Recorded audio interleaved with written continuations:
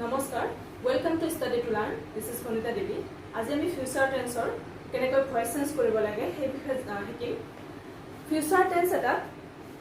আমি ফিউচাৰ টেন্সত যে সেন্টেন্স বা বাক্য এটা যে ফিউচাৰ টেন্সত আছে আমি কেনেকৈ জানিম হেতু হল আমি বি ভাৰ্বৰ সহায়তে জানিম।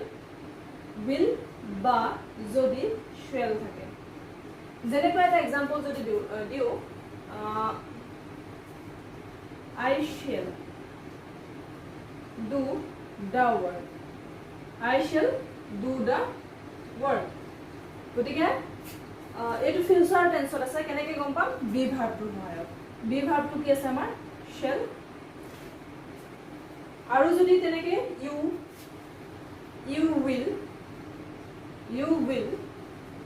do the work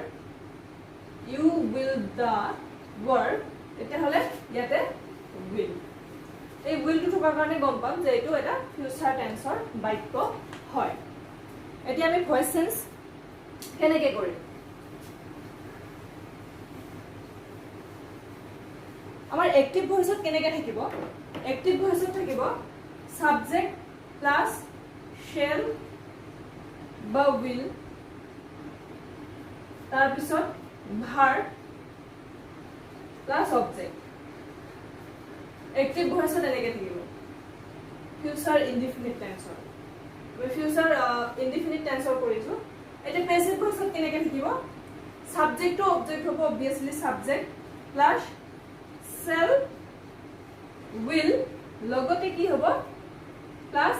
এটা বি আহিব প্লাস v3 প্লাস বাই প্রিপজিশন প্লাস অবজেক্ট তো যদি এক্টিভ ভয়েসত থাকে তেতিয়া সাবজেক্ট shall বা will ভার্ব অবজেক্ট আকৌ যদি এইটো যদি পেসিভ ভয়েসত আমি লৈ আহো তেতিয়া সাবজেক্ট প্লাস shall বা will থাকিব দুটা এটা থাকিব প্লাস বি থাকিব বিৰ পিছতে ভাৰ্বৰ past participle form v3 plus বাই প্ৰিপজিশন এটা আহিব আৰু নৰমালি আৰু তাৰ পিছত অবজেক্ট এটা एग्जांपल এটা যদি লও ইয়াৰে ফিউচাৰ ইনডিফিনিট টেন্সৰ example I shall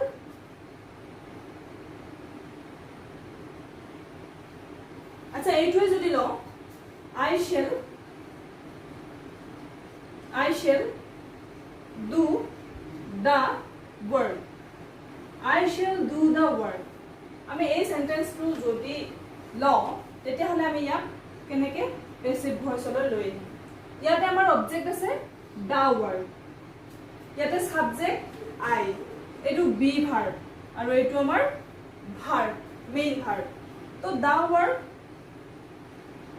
work shall আজিকালি shall will এটা লিখিলে হল গতিকে the work will লিখিলো you will হয় they will we will নেবা shall লিখিব পাৰে the work shall be done by v3 according to rule তাৰ পিছত আমাৰ I যদি আমাৰ অবজেক্ট হয় me হ'ব the work shall be done by me ঠিক তেনেকৈ যদি আমি you থকাটো দি কৰো you will do the work you will do the work এটো আমাৰ এক্টিভ ভয়েসত আছে এটো যদি আমি পেসিভ ভয়েসলৈ লৈ যাও তেতিয়া কি হ'ব অবজেক্ট টু সাবজেক্ট হ'ব the work capital D T the work shall be or will be done by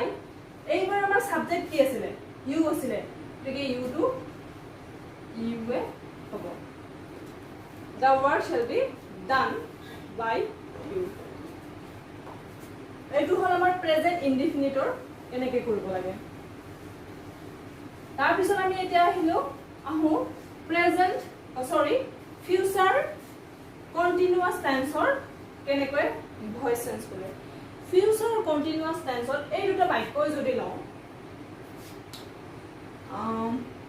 I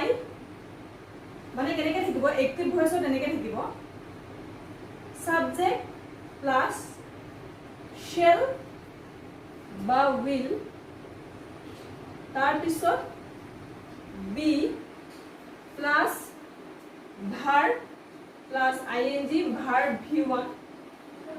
ing plus object এটো যদি আমি তাৰ পিছত যদি আমি এটো প্যাসিভ লৈ যাও নিয়মটো কেনেকুৱা হ'ব object to subject হ'ব subject plus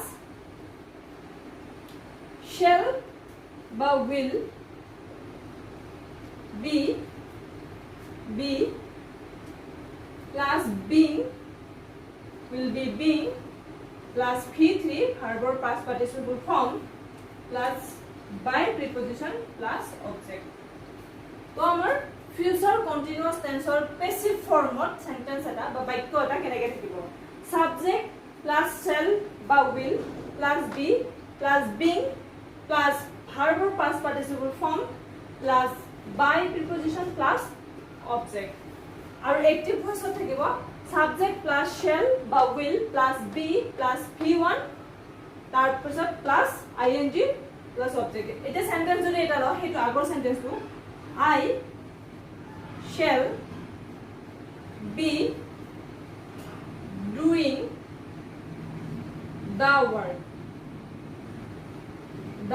I shall be doing the work I subject shall বা will shall আহিলে আকৌ be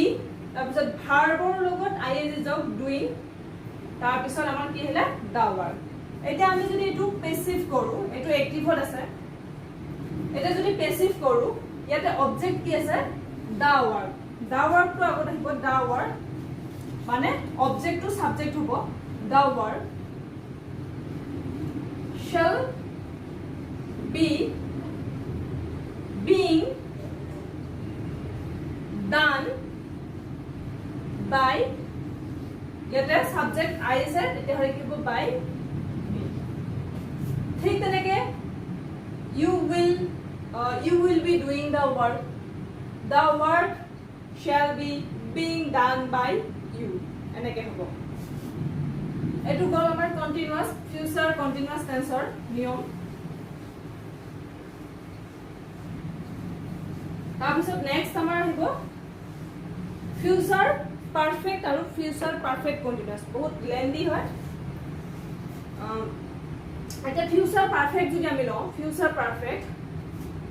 I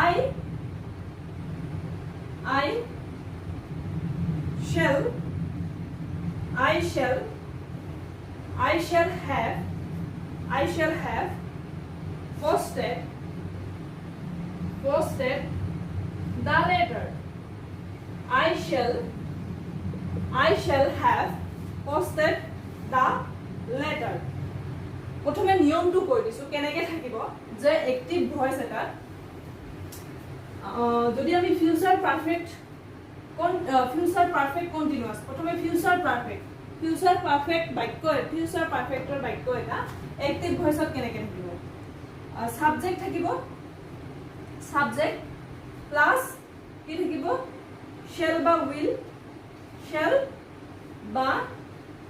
will plus have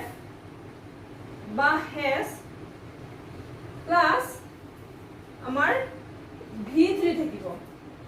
have hasৰ পিছত v3 থাকিব verb past participle form তাৰ পিছত object থাকিব যেনেকৈ যদি আমি এটা एग्जांपल লওঁ এটো এক্টিভ ভয়েসত থাকিব এক্টিভ ভয়েসত কেনেকৈ থাকিব এক্টিভ ভয়েসত ফিউচাৰ পাৰফেক্ট টেন্সৰ বাক্য এটা কেনেকৈ থাকিব সাবজেক্ট I ললো হে আগৰ বাক্যটোৱে কিন্তু এটা আমি ফিউচাৰ পারফেক্টত লিখিম I এর লগত shall I shall have I লগত have হয় কেনে I shall have যদি ইয়াতে he থাকিলে হয় he will has he লগত কারণ has হয় I shall have done the work আগৰ যদি আমি বাক্যটো লওঁ I shall have done the work আৰু যদি অকমান আগত লিখা বাক্যটো লওঁ তেতিয়া subject I shall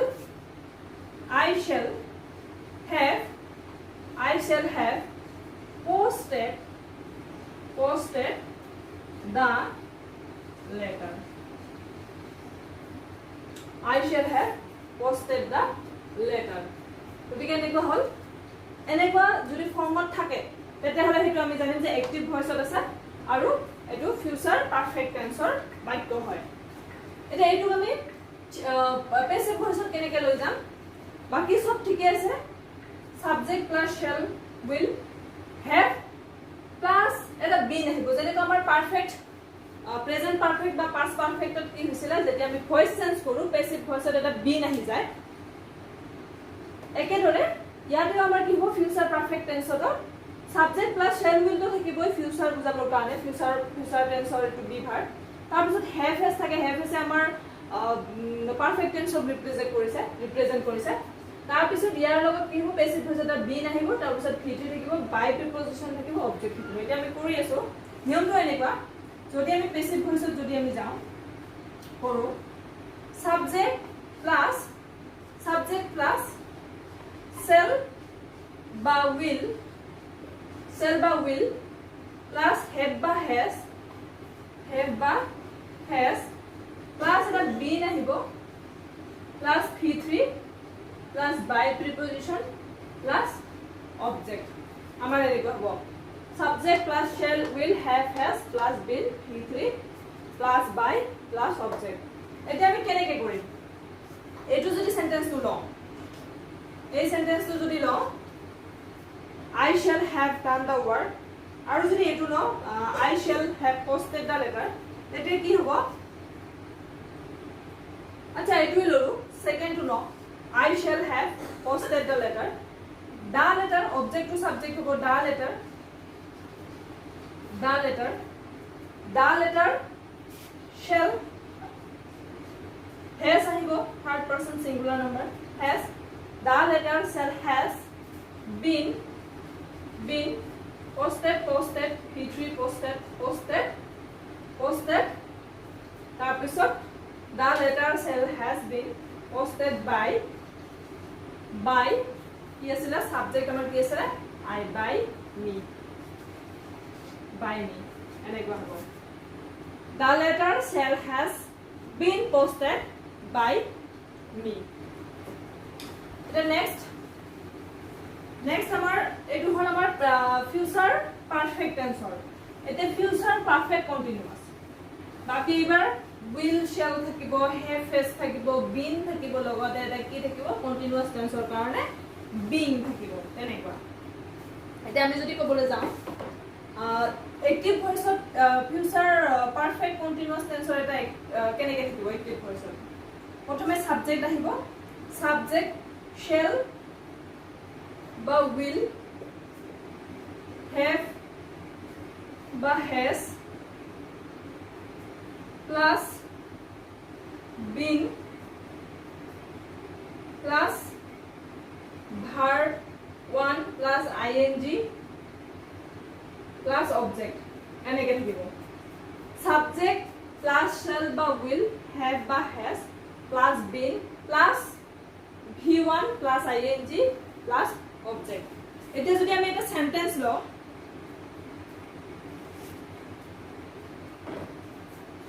he will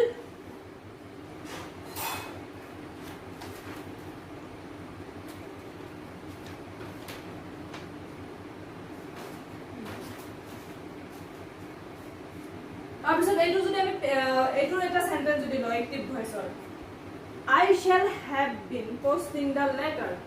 I shall have been posting the letter I subject shall বা will তাৰ shall have বা has or have I লগত have হয় কেনে have তাৰ পিছত এটা বিন আহিল তাৰ পিছত পোস্টিং পোস্টটো আমাৰ পোস্ট কৰাটো আমাৰ ভাৰ্ব v1 তাৰ লগত ing posting the letter subject এতিয়া এইটো যদি আমি পেছিভ কৰিলে পেছিভৰ ৰুলটো এনেকুৱা সাবজেক্ট থাকিব shall will plus have has plus been plus being plus v3 plus by plus object আমাৰ পেছিভত এনেকৈ থাকিব subject plus shall বা will have plus have বা has plus been plus being plus v3 ভাৰ্বৰ past participle form plus by plus object এটা যদি এইটো সেন্টেন্সৰ পৰা আমি পেছিভ ভৰো তেতিয়া কি হ'ব ইয়াতে আমাৰ অবজেক্ট কি আছিল অবজেক্ট আছে দা লেটাৰস সৰি দা লেটাৰ আমাৰ object to subject hall passive ভয়েসত তাৰ পিছত দা লেটাৰৰ লগত আমি shall তাৰ পিছত কি দিম has been তাৰ পিছত being মূল বা post being posted by ইয়াতে সাবজেক্ট কি আছে I এটা কি হ'ব me I to যদি অবজেক্ট হয় তেতিয়া me হ'ব the letter shall has been being posted by me এনেকুৱা এইটো হল আমাৰ ফিউচাৰ পাৰফেক্ট কন্টিনিউয়াস টেন্সৰ এক্টিভৰ পৰা পেছিভলৈ কেনেকৈ পৰিৱৰ্তন কৰা হয় এইটো ফিউচাৰ টেন্সৰ বেসিক যিখিনি future indefinite future continuous future perfect continuous এই চাৰিটা ৰুল এইটো ক্লাছত শিকোৱা হল আমি শিকিলো তাৰপিছত নেক্সট ক্লাছত আমি বেলেগ শিকিম ভয়েস সেন্সৰে শিকিম ভয়েস সেন্সৰ বহুত আছে অমিশন অফ সাবজেক্ট বা মিসেলেনিয়াস এনেকুৱা বহুত ধৰণৰ আছে সেইবোৰ শিকিম ঠিক আছে আজিৰ ক্লাছটো খালি আমি ফিউচাৰ টেন্সৰ কেনেকৈ এক্টিভৰ পৰা পেছিভলৈ ভয়েস সেন্স কৰিব পাৰি সেই বিষয়ে শিকিলো আজিলৈ ইমানতে সামৰণি মাৰিলো ধন্যবাদ